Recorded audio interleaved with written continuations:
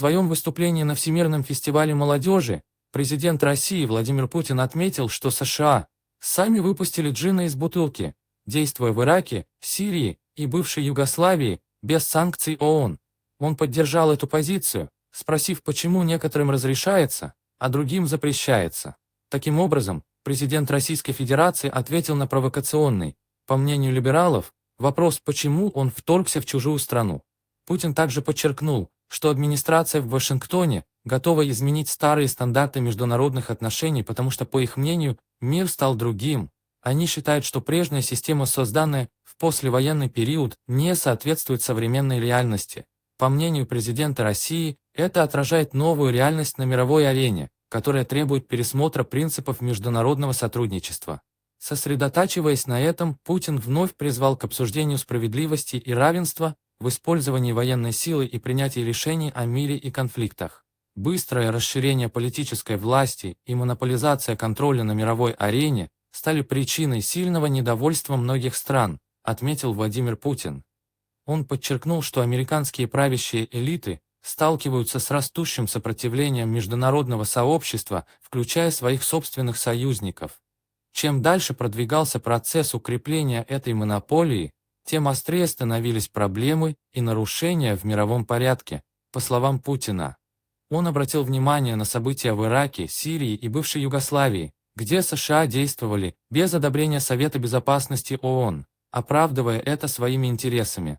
Однако в свете этого, почему другим странам не разрешается защищать свои ключевые интересы, используя те же методы? Задал себе вопрос президент России. Появление антипатии к установленному мировому порядку указывает на сложную и непредсказуемую ситуацию в мировых отношениях. Действия американцев вызывают вопросы не только у их противников, но и у союзников, которые осознают негативные последствия доминирования одной страны в мировых делах. Российский алюминий стал предметом противоречий между Европой и Америкой, которые призваны бороться за свои интересы на мировом рынке.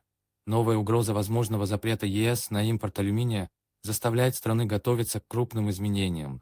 Информация, опубликованная Reuters, указывает на возможную интенсивную конкуренцию между американскими и европейскими потребителями на рынке алюминия на Ближнем Востоке, если Европейский Союз решит запретить импорт металла из России. Это может привести к непредсказуемым последствиям для всех сторон. По прогнозам Reuters, дефицит алюминия в ЕС после запрета на импорт из России оценивается примерно в 500 тысяч тонн. Восстановление внутреннего производства и новые сделки с поставщиками с Ближнего Востока не смогут полностью компенсировать потерю поставок из России. Таким образом, возможны крупные изменения в структуре и динамике мирового рынка алюминия. Ситуация на рынке цветных металлов становится все более напряженной. Ожидается, что повышение цен на алюминий достигнет уровня, сравнимого с кризисом 2018 года, вызванным введением США санкций против компании «Русал».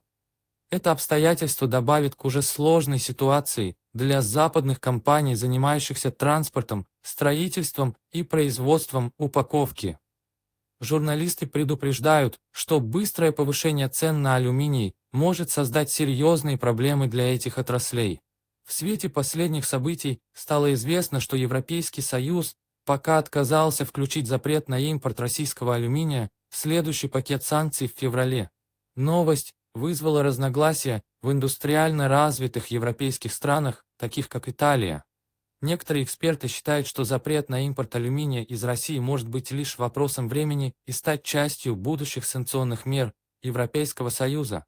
Reuters подчеркивает, что такой шаг может сыграть ключевую роль в дальнейшем формировании политики ЕС по отношению к России и цветным металлам в целом. В начале 2022 года западные страны решили ужесточить санкции против России, что привело к увеличению экономического давления на страну.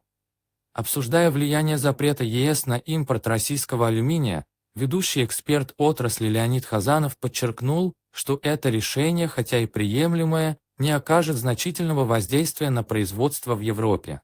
Большая часть стальной промышленности Европы зависит от устойчиво высоких цен на электроэнергию, что делает ограничения на торговлю алюминием менее эффективными в стимулировании роста производства.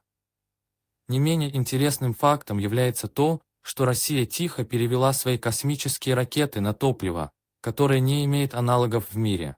В то время как вся страна была взволнована пандемией, а затем немедленно политическими конфликтами, Роскосмос как-то незаметно для общественности перевел ракеты на космодроме Восточный на новое топливо, и это не связано с большей экологической дружественностью или экономией, как многие могут подумать.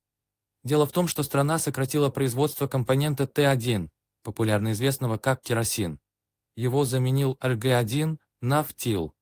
Некоторые считают нафтил более экологически чистой альтернативой керосину, который до сих пор использовался во всех авиационных и космических системах. Да, нафтил, например, отличается тем, что не оседает внутри двигателя, тем самым не образуя углеродных отложений. Двигатель не перегревается и не теряет мощности. Однако нафтил и керосин относятся к топливу четвертой класса опасности, характеризуемому ГОСТом как низкоклассовое опасное вещество. Сюда также входят бензин всех марок, автомобильное дизельное топливо и авиационное топливо. Таким образом, с точки зрения экологической ситуации, ситуация на космодроме Восточный вообще не изменилась. Нафтил не является каким-то уникальным новшеством, это очень распространенный тип топлива для ракет по всему миру. Он используется, среди прочего, на американских космодромах.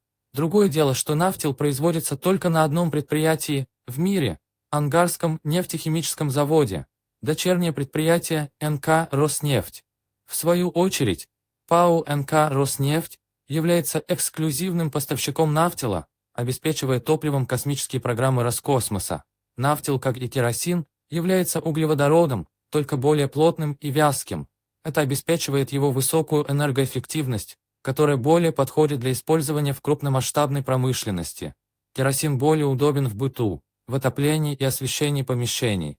Топливно-смазочная функция нафтила более стабильна и долговечна. Его единственным недостатком является то, что он может быть высокоогнестойким и токсичным. Эти свойства требуют тщательного соблюдения специальных мер предосторожности при его использовании и хранении. В то же время нафтил, в отличие от керосина, имеет более простой состав и не содержит свинец, который вреден для окружающей среды и здоровья человека. Однако любой углеводород, если его неправильно используют или он протекает, может вызвать загрязнение воды и почвы. Только керосин при сжигании также загрязняет воздух. В природе он вообще разлагается медленно и имеет тенденцию к накоплению в тех же почвах и водоемах. Керосин и нафтил добывают и производят из разных сырьевых материалов, первый из нефти, второй из сырой нефти. Процессы их получения также отличаются. При производстве нафтила широко используется также название нафталин. Сначала производится перегонка нефти, остатки кристаллизуются, очищаются и сублимируются. Что остается, так это белый кристаллический порошок с характерным запахом. При производстве керосина нефть фракционируется и впоследствии очищается. Отсюда и более низкая температура воспламенения этого топлива. Керосин используется там, где требуется высокоочищенное топливо, прежде всего в системах отопления и авиации. Преобразование космодрома Восточный на нафтил началось в 2021 году. Был проведен ряд специальных мероприятий. Сначала всем керосином выкачали из хранилищ и отправили компаниям-поставщикам. Затем емкости были продули воздухом и азотом. Когда соотношение кислорода и воздуха внутри них достигло оптимальных значений, контейнеры были очищены внутри. Затем к системе заправки было подкручено необходимое технологическое оборудование. Автономные испытания прошли так успешно, что их считают фактическим переходом стартового комплекса на нафтил. Пожалуйста, подпишитесь на наш канал.